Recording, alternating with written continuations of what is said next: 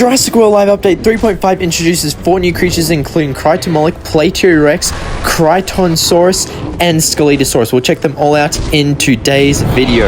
Alright everyone, today we're going to be starting the video off with darting the brand new Crichtonsaurus. So this thing spawns in Zone 1, and if you don't know where that is, basically if Gallimimuses are spawning there, that should be Zone 1 on your map out of the 4 zones. We've discussed this quite a fair bit. Hopefully you guys are up to date with this. But yes, on one account, it's a level 3 account, so it's not the best. But of course on the level 20 account, we do unlock it. I'm sure you could unlock it if your account was level 3.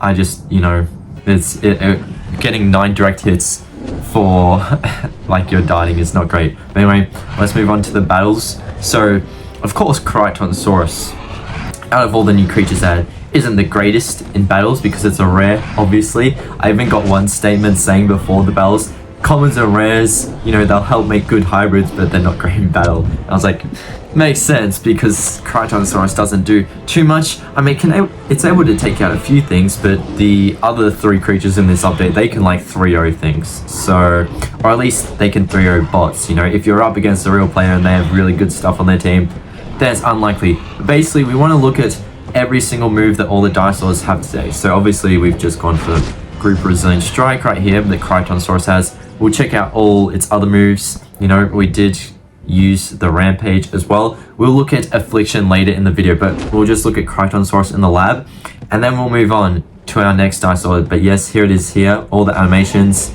Those are the stats I've got on it. So, you know, I've maxed out its health. Very nice. I can't help it too much though, unfortunately. But yes, this is Scelidosaurus. You're like, hang on, wasn't that Crichtonsaurus? No, this is the Scelidosaurus with its skin on, because this time in the beta build they allowed us to use the skin, so that was very cool. Because some of the skins have an animation on them, at least for the apexes. So, or the apex. Apologies, there's one apex this update so far. But yes, it is an animated skin. It looks like lava, so stay tuned in the video because we will show that. But yes, the Scelidosaurus. I feel the skins they've made look better than the normal things themselves, because before this update, you know, they'd been making skins, but I felt like the originals were better, like Stegosaurus ungulatus. I just felt, you know, the green skin wasn't doing much for me. Same with all the others. They were getting like green skins, Cryolophosaurus. Who else? There was so many getting green skins. I feel like there was 4 creatures that got green skins. There was like, I really just want to, you know, use the original design. But Scelidosaurus, I don't know, I kind of like this basic brown. I do like the color green, but it didn't feel right because the underbelly was green, the top was green. It feels like there should be variation, you know, like a, you know, yellow underbelly, green top or something. But yes, Scelidosaurus. So we're going over all of its moves. It has the Borealopelta move, which was exclusive to that, and now it's exclusive to that, Scelidosaurus, and also Crichtonsaurus. And yeah, that's a new move, the swoosh around. I don't know if that's a new move. I mean like new move that Borealopelta had. So I know it's got those moves. It's very nice because you know, I didn't want to level up Borealopelta to level 21 to get this move because it's a lot of effort to do that, and the only creature I'm really looking to get to level 21 is Stegosaurus ungulatus, just because of how good it is. I'm considering Cineraptor, but it's just a lot of effort, and I already have a couple of level 21 Omegas, such as Toro, Clever Girl, which I didn't spend too much money on. I'll say that. It was under $100, so we're all good here, but I did mostly get through the events it came out in. But here it is in the lab. There's all its moves. The nullification one, I'm not sure how well that works because I used it against the shield and it didn't nullify, so not sure what's going on there, but it still does a lot of attacks, so that's good. But yes, here is Plateorex, and this one is cool. This is the skin for it, which I believe is called EMBER, and the original, you can see it doesn't glow like most apexes, but the original, it doesn't have any animation to it at all, whereas if you look at this one, it looks like lava is flowing through its veins in the top of its head. Like, look at it, it's like coursing through. It looks super awesome. So it's like, okay, now they're making skins better than the original designs, which I'm not sure. But Plateorex, I feel a little let down by it because it has Rex in its name, right? That means king. it should be just awesome overall. Like any Tyrannosaur, just awesome.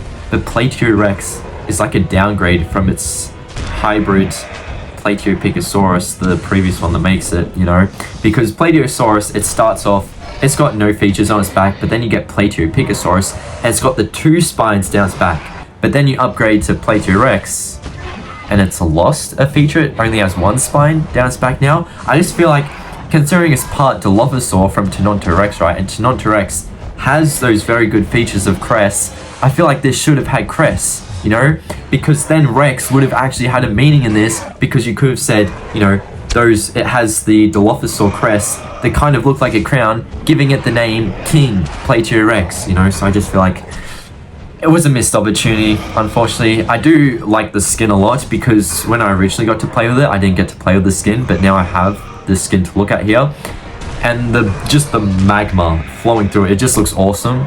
But the normal skin, I will show you later, it's not the best, but I will do a battle with the normal skin. But here it is here in the lab, if we have a look here. So yeah, that's EMBER, the skin, and the Scelidosaurus skin was VALE, but this is just the basic Plateorex. It's like, is that really an apex? I don't know, at least give it a glow, you know.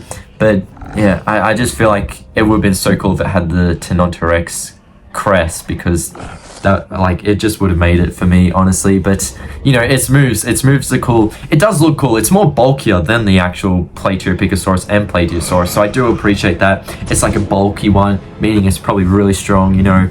And the Plateosaurus overall is really cool. I think it's got 5 digits on both hands, so it's got really opposable stuff moving around. Like, is it part human? Has it got human DNA? Hello. But Scelidosaurus, here it is, the one I was talking about, the one that's fully green. It's interesting. I've heard people say it's vomit looking, at least based on the profile icon, because not many people have access to the beta build. I do have Alien I'm in contact with, who, you know, does have access, and we talked about it a few times. But yes, this is from what people have seen of the PFP, the profile picture. I don't know why I said that.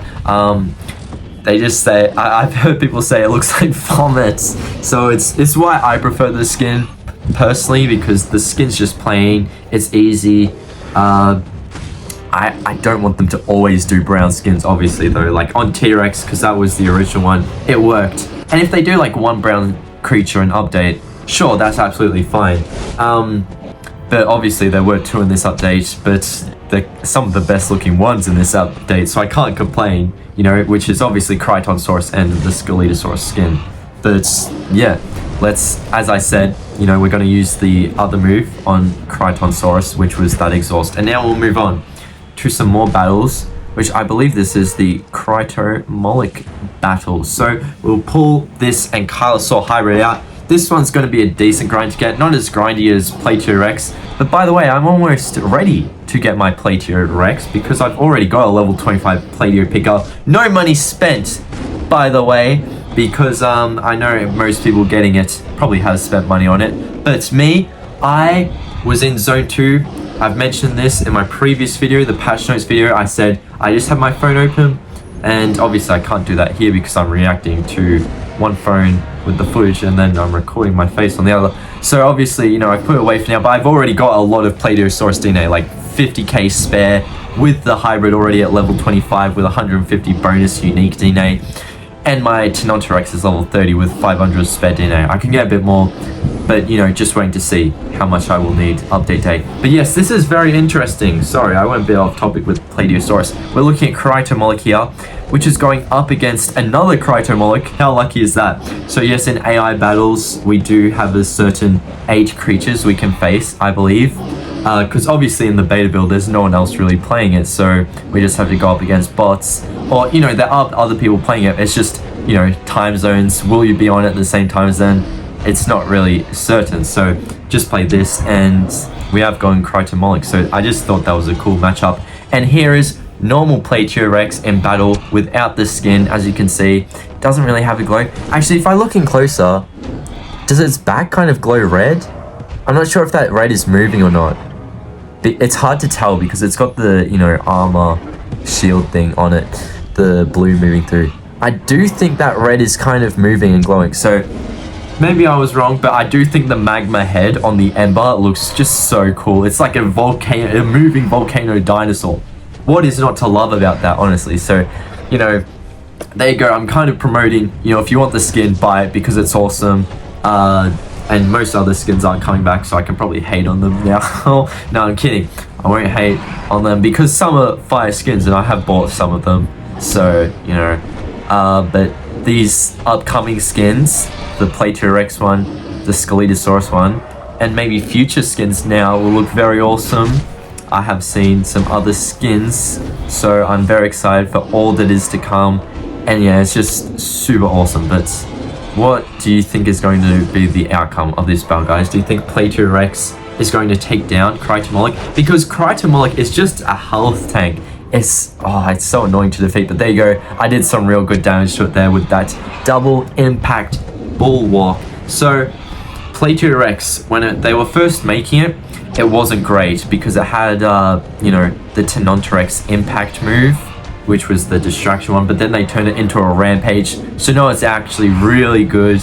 Yeah, it's going to be a top meta creature. Like, I'm thinking at the very top, like competing well up there. Crichtomoloch, not as much, even though it's like an improved Ankylos Lux, even though it's weird because it's a lower tier than it and it's made from the same ingredient, the Ankylos. Yeah, I feel like it's an better Ankylos Lux. At least, you know, for now, because at the time Ankylos Lux was really great. But yes, is this going to be the kill or what? Because no, I think they've distracted me, so I don't know if I get the finishing blow on Magnapyro, but that's okay because we'll get off all the moves with Plateorex. Yeah, so we'll have to go for our instant resilience strike, or are we going to swap out? I tricked you, we're going to swap out. So Crichtomoloch, in we come, and hopefully we can tank a bit of damage here.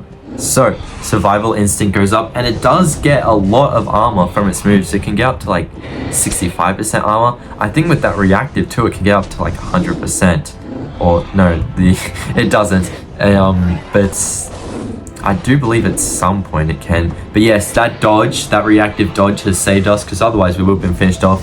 But we are going to show off all the moves Crichtomoloch has, finishing off with the strike. So there is that battle, but we still have this to look at in the lab.